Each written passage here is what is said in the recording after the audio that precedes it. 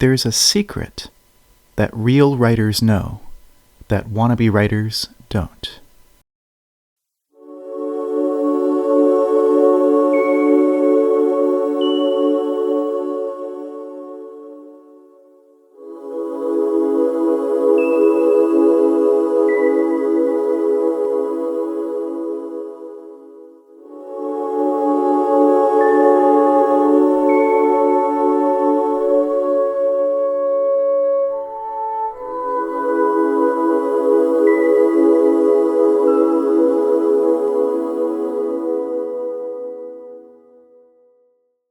What I do. I get up. I take a shower, have breakfast. I read the paper, brush my teeth. If I have phone calls to make, I make them. I've got my coffee now. I put on my lucky work boots and stitch up the lucky laces that my niece Meredith gave me. I head back to my office, crank up the computer.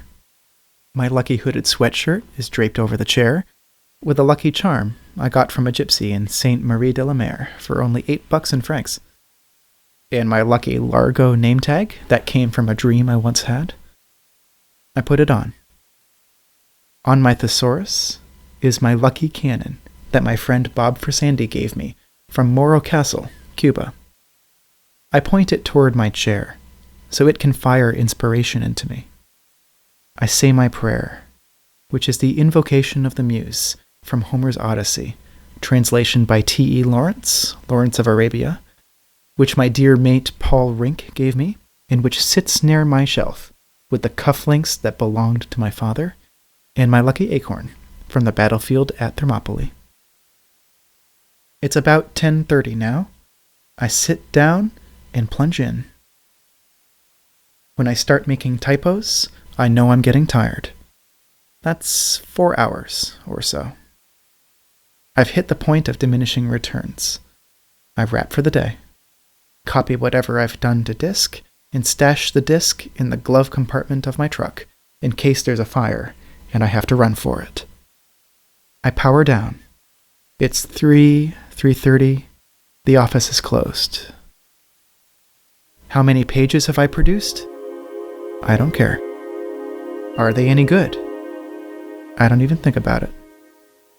All that matters is I've put in my time and hit it with all I've got. All that counts is that for this day, for this session, I have overcome resistance.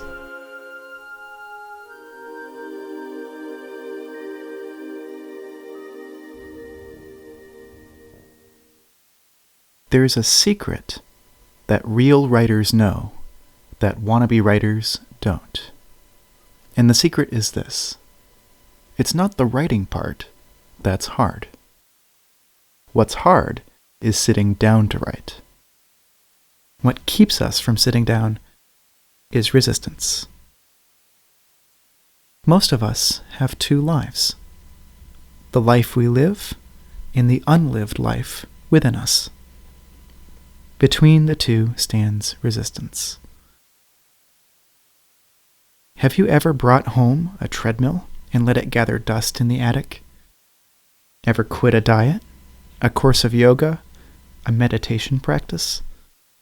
Have you ever bailed out on a call to embark upon a spiritual practice? Dedicate yourself to a humanitarian calling. Commit your life to the service of others?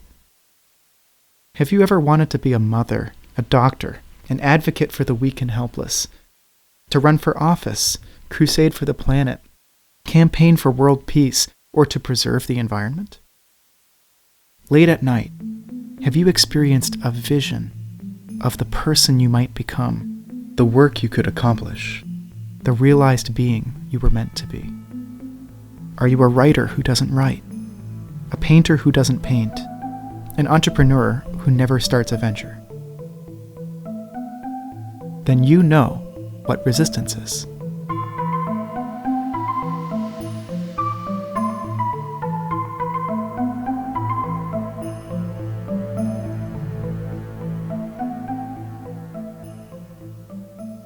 The following is a list, in no particular order, of those activities that most commonly elicit resistance. 1. The pursuit of any calling in writing, painting, music, film, dance, or any creative art, however marginal or unconventional. 2. The launching of any entrepreneurial venture or enterprise, for profit or otherwise. 3. Any diet or health regimen. 4. Any program of spiritual advancement. 5. Any activity whose aim is tighter abdominals. 6. Any course or program designed to overcome an unwholesome habit or addiction. 7. Education of every kind. 8. Any act of political, moral, or ethical courage, including the decision to change for the better some unworthy pattern of thought or conduct in ourselves. 9. The undertaking of any enterprise or endeavor whose aim is to help others. 10. Any act that entails commitment of the heart, the decision to get married, to have a child, to weather a rocky patch in a relationship. 11. The taking of any principled stand in the face of adversity. In other words, any act that rejects immediate gratification in favor of long-term health, growth, or integrity. Or expressed another way, any act that derives from our higher nature instead of our lower. Any of these will elicit resistance. Resistance is invisible. Resistance cannot be seen, touched, heard, or smelled, but it can be felt. We experience it as an energy field radiating from a work in potential. It's a repelling force. It's negative. Its aim is to shove us away, distract us, prevent us from doing our work. Resistance seems to come from outside ourselves. We locate it in spouses, jobs, bosses, kids. Peripheral opponents, as Pat Riley used to say when he coached the Los Angeles Lakers. Resistance is not a peripheral opponent. Resistance arises from within. It is self-generated and self-perpetuated. Resistance is the enemy within. Resistance will tell you anything to keep you from doing your work. It will perjure, fabricate, falsify, seduce, bully, cajole. Resistance is protean. It will assume any form if that's what it takes to deceive you. It will reason with you like a lawyer, or jam a 9mm in your face like a stick-up man. Resistance has no conscience. It will pledge anything to get a deal, then double-cross you as soon as your back is turned. If you take resistance at its word, you deserve everything you get. Resistance is always lying, and always full of shit. Like a magnetized needle floating on a surface of oil, resistance will unfailingly point to true north, meaning that calling or action it most wants to stop us from doing. We can use this. We can use it as a compass. We can navigate by resistance, letting it guide us to that calling or action that we must follow before all others. Rule of thumb: the more important a call or action is to our soul's evolution, the more resistance we will feel toward pursuing it. Procrastination is the most common manifestation of resistance because it's the easiest to rationalize. We don't tell ourselves, "I'm never going to write my symphony." Instead, we say, "I am going to write my symphony. I'm just going to start tomorrow." The most pernicious aspect of procrastination is that it can become a habit. We don't just put off our lives today.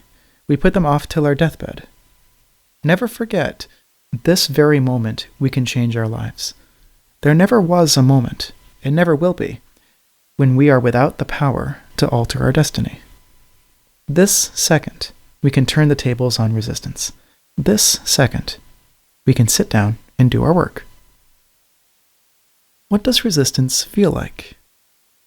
First, unhappiness. We feel like hell. A low-grade misery pervades everything. We're bored, we're restless, we can't get no satisfaction. There's guilt, but we can't put our finger on the source. We want to go back to bed. We want to get up and party. We feel unloved and unlovable. We're disgusted. We hate our lives. We hate ourselves. Unalleviated, resistance mounts to a pitch that becomes unendurable. At this point, vices kick in. Dope, adultery, web surfing.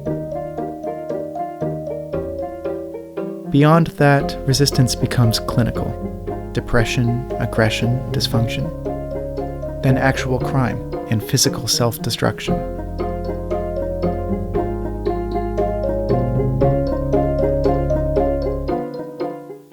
Sounds like life, I know.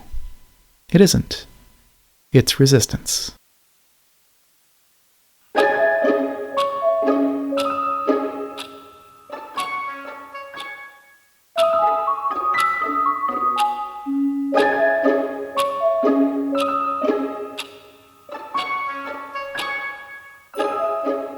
I washed up in New York a couple of decades ago, making $20 a night, driving a cab, and running away, full-time, from doing my work. One night, alone in my $110 a month sublet, I hit bottom in terms of having diverted myself into so many phony channels so many times that I couldn't rationalize it for one more evening. I dragged out my ancient Smith Corona, dreading the experience as pointless, fruitless, meaningless, not to say the most painful exercise I could think of. For 2 hours, I made myself sit there, torturing out some trash that I chucked immediately into the shit can. That was enough. I put the machine away. I went back to the kitchen. In the sink sat 10 days of dishes. For some reason, I had enough excess energy that I decided to wash them. The warm water felt pretty good. The soap and sponge were doing their thing. A pile of clean plates began rising in the drying rack. To my amazement, I realized I was whistling. It hit me that I had turned a corner. I was okay. I would be okay from here on. Do you understand? I hadn't written anything good. It might be years before I would, if I ever did at all. That didn't matter. What counted was that I had, after years of running from it, actually sat down and done my work. Resistance is fear, but resistance is too cunning to show itself naked in this form. Why? Because if resistance lets us see clearly that our own fear is preventing us from doing our work, we may feel shame at this, and shame may drive us to act in the face of fear. Resistance doesn't want us to do this, so it brings in rationalization. Rationalization is resistance's spin doctor.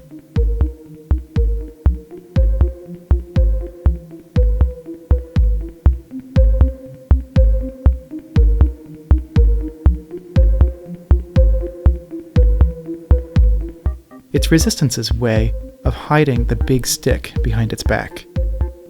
Instead of showing us our fear, which might shame us and impel us to do our work, resistance presents us with a series of plausible, rational justifications for why we shouldn't do our work.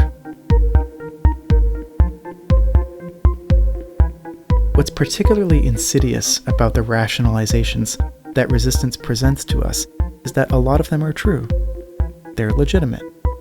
Our wife may really be in her 8th month of pregnancy. She may, in truth, need us at home. Our department may really be instituting a changeover that will eat up hours of our time. Indeed, it may make sense to put off finishing our dissertation, at least till after the baby's born. What resistance leaves out, of course, is that all this means diddly. Tolstoy had 13 kids and wrote War and Peace. Lance Armstrong had cancer and won the Tour de France, 3 years and counting. Aspiring artists defeated by resistance share one trait. They all think like amateurs. They have not yet turned pro. The moment an artist turns pro is as epical as the birth of his first child. With one stroke, everything changes. I can state absolutely that the term of my life can be divided into 2 parts, before turning pro and after. The professional in contrast to the amateur. Consider the differences. The amateur plays for fun. The professional plays for keeps. To the amateur, the game is his avocation. To the pro, it's his vocation. The amateur plays part-time, the professional full-time. The amateur is a weekend warrior. The professional is there 7 days a week. The word amateur comes from the Latin root meaning to love. The conventional interpretation is that the amateur pursues his calling out of love, while the pro does it for money. Not the way I see it. In my view, the amateur does not love the game enough. If he did, he would not pursue it as a sideline, distinct from his real vocation. The professional loves it so much he dedicates his life to it. He commits full time. That's what I mean when I say turning pro.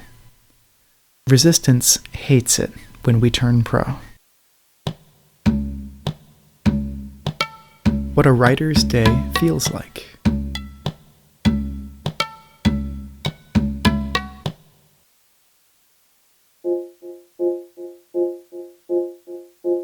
I wake up with a gnawing sensation of dissatisfaction.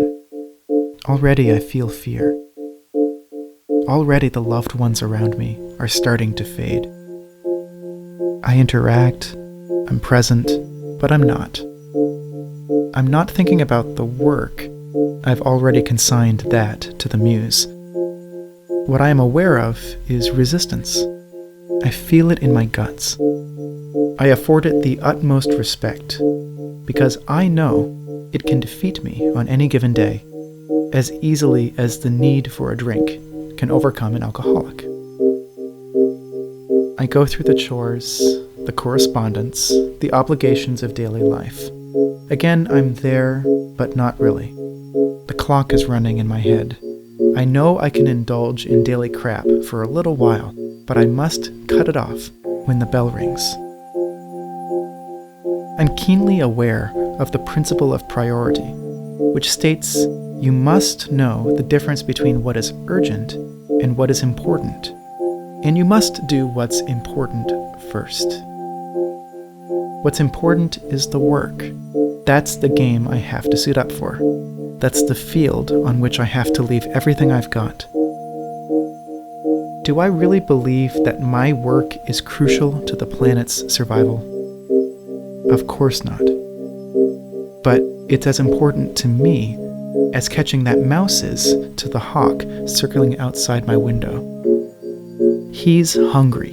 He needs a kill. So do I.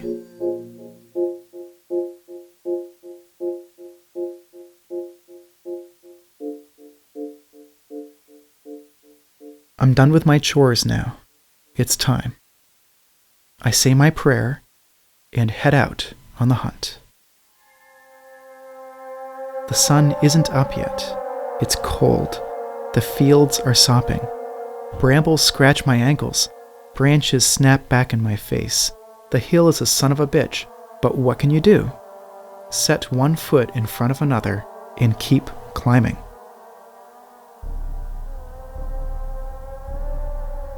An hour passes. I'm warmer now. The pace has got my blood going. The years have taught me one skill: how to be miserable. I know how to shut up and keep humping.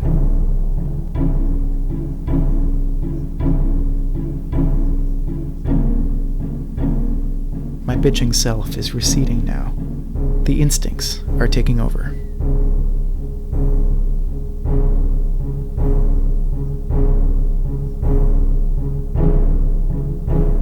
Another hour passes. I turn the corner of a thicket, and there he is, the nice fat hare I knew would show up if I just kept plugging.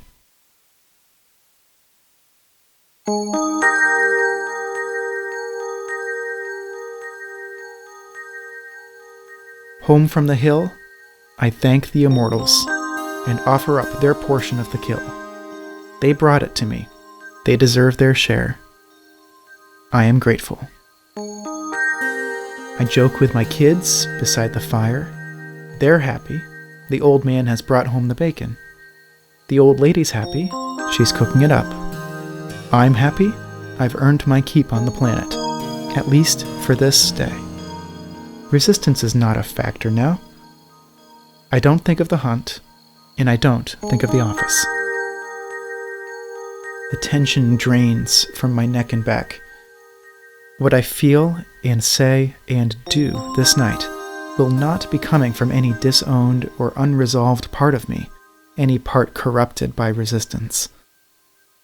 I go to sleep, content, but my final thought is of resistance. I will wake up with it tomorrow. Already, I am steeling myself. All of us are pros in one area, our jobs. We get a paycheck, we work for money, we are professionals. Now, are there principles we can take from what we're already successfully doing in our workaday lives and apply to our artistic aspirations? What exactly are the qualities that define us as professionals? 1. We show up every day. We might do it only because we have to keep from getting fired, but we do it. We show up every day. 2. We show up no matter what. In sickness and in health, come hell or high water, we stagger into the factory. We might do it only so as to not let down our coworkers or for other less noble reasons, but we do it. We show up no matter what. 3. We stay on the job all day. Our minds may wander, but our bodies remain at the wheel. We pick up the phone when it rings. We assist the customer when he seeks our help. We don't go home till the whistle blows. 4. We are committed over the long haul. Next year, we may go to another job, another company, or another country, but we'll still be working. Until we hit the lottery, we are part of the labor force. 5. The stakes for us are high and real. This is about survival, feeding our families, educating our children. It's about eating. 6. We accept remuneration for our labor. We're not here for fun. We work for money. 7. We do not over-identify with our jobs. We may take pride in our work. We may stay late and come in on weekends, but we recognize that we are not our job descriptions. The amateur, on the other hand, over-identifies with his avocation, his artistic aspiration. He defines himself by it. He is a musician, a painter, a playwright. Resistance loves this. Resistance knows that the amateur composer will never write his symphony because he is overly invested in its success and over-terrified of its failure. The amateur takes it so seriously, it paralyzes him. 8. We master the technique of our jobs. 9. We have a sense of humor about our jobs. 10. We receive praise or blame in the real world. Now consider the amateur, the aspiring painter, the wannabe playwright. How does he pursue his calling? 1. He doesn't show up every day. 2. He doesn't show up no matter what. 3. He doesn't stay on the job all day. He is not committed over the long haul. The stakes for him are illusory and fake. He does not get money, and he over-identifies with his art. He does not have a sense of humor about failure. You don't hear him bitching, "This fucking trilogy is killing me." Instead, he doesn't write his trilogy at all. The amateur has not mastered the technique of his art, nor does he expose himself to judgment in the real world. If we show our poem to our friend, and our friend says, "Oh, it's wonderful, I love it," that's not real-world feedback. That's our friend being nice to us. Nothing is as empowering as real-world validation, even if it's for failure. To clarify a point about professionalism, the professional, though he accepts money, does his work out of love. He has to love it, otherwise he wouldn't devote his life to it of his own free will. The professional has learned, however, that too much love can be a bad thing. Too much love can make him choke. The seeming detachment of the professional, the cold-blooded character to his demeanor, is a compensating device to keep him from loving the game so much that he freezes in action. Playing for money, or adopting the attitude of one who plays for money, lowers the fever. Remember what we said about fear, love, and resistance. The more you love your art, calling, or enterprise, the more you will fear it, and the more resistance you will experience facing it. The payoff of playing the game for money is not the money, which you may never see anyway, even after you turn pro. The payoff is that playing the game for money produces the proper professional attitude. It inculcates the lunch pail mentality, the hardcore, hard head, hard hat state of mind that shows up for work despite rain or snow or dark of night and slugs it out day after day. Resistance outwits the amateur with the oldest trick in the book. It uses his own enthusiasm against him. Resistance gets us to plunge into a project with an overambitious and unrealistic timetable for its completion. It knows that we can't sustain that level of intensity. We will hit the wall. We will crash. The professional, on the other hand, understands delayed gratification. He is the ant, not the grasshopper, the tortoise, not the hare. A professional demystifies. A pro views her work as craft, not art. Not because she believes art is devoid of a mystical dimension.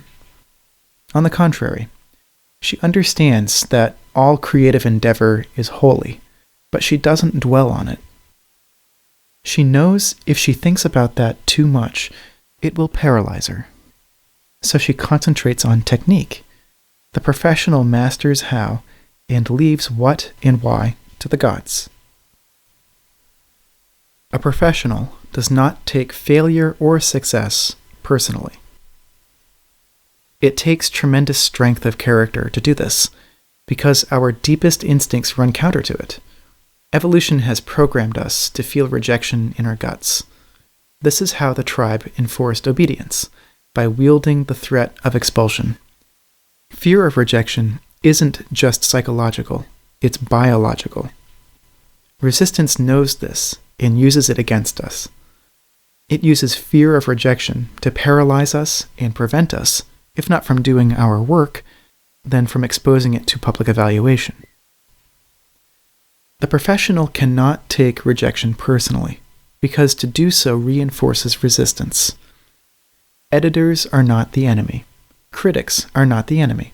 Resistance is the enemy. The professional loves her work. She is invested in it wholeheartedly, but she does not forget that the work is not her. Her artistic self contains many works and many performances.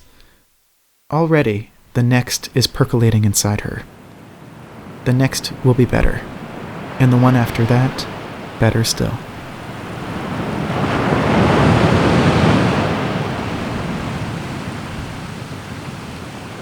In my late 20s, I rented a little house in Northern California. I had gone there to finish a novel or kill myself trying. By that time, I had blown up a marriage to a girl I loved with all my heart, screwed up 2 careers, blah blah, etc. All because, though I had no understanding of this at the time, I could not handle resistance. I had one novel 9/10 of the way through, and another at 99/100 before I threw them in the trash.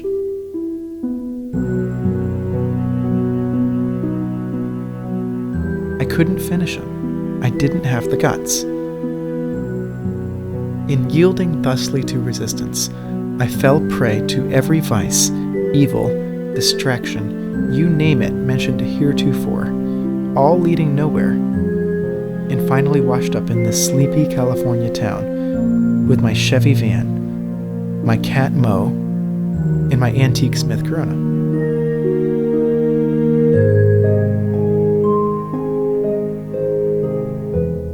A guy named Paul Rink lived down the street. Paul was a writer. He lived in his camper, Moby Dick. I started each day over coffee with Paul. He turned me on to all kinds of authors I had never heard of, lectured me on self-discipline, dedication, the evils of the marketplace. But best of all, he shared with me his prayer, the invocation of the Muse from Homer's Odyssey, the T.E. Lawrence translation. Paul typed it out for me on his even more ancient than mine Manuel Remington. I still have it. It's yellow and parched as dust. The merest puff would blow it to powder.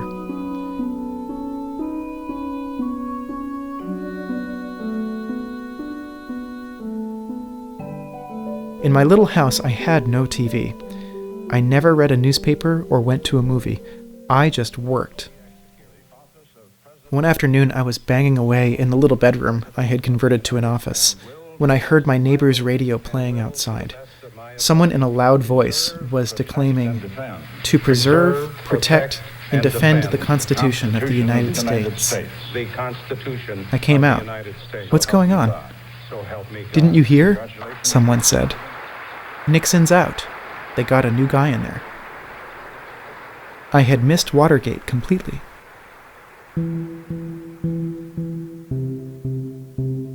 I was determined to keep working. I had failed so many times, and caused myself and people I loved so much pain thereby, that I felt if I crapped out this time, I would have to hang myself. I didn't know what resistance was then. No one had schooled me in the concept. I felt it, though, big time. I experienced it as a compulsion to self-destruct. I could not finish what I started. The closer I got, the more different ways I'd find to screw it up. I worked for 26 months straight, taking only 2 out for a stint of migrant labor in Washington state. And finally, one day, I got to the last page and typed out, "The End."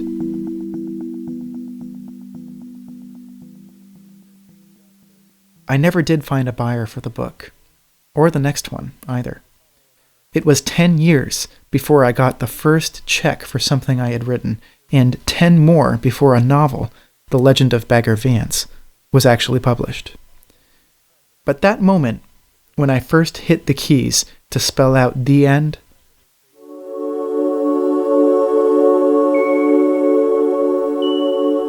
was epical.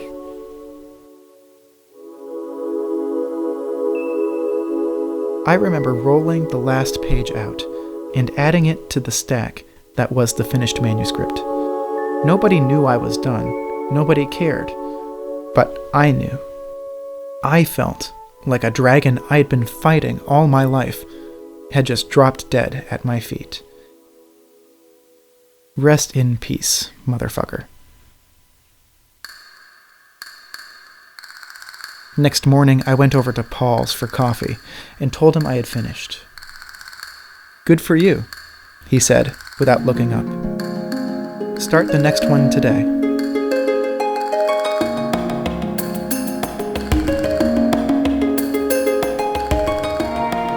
The War of Art is copyrighted 2002 by Stephen Pressfield. All music in this episode was composed and produced by me, Ben Tibbetts.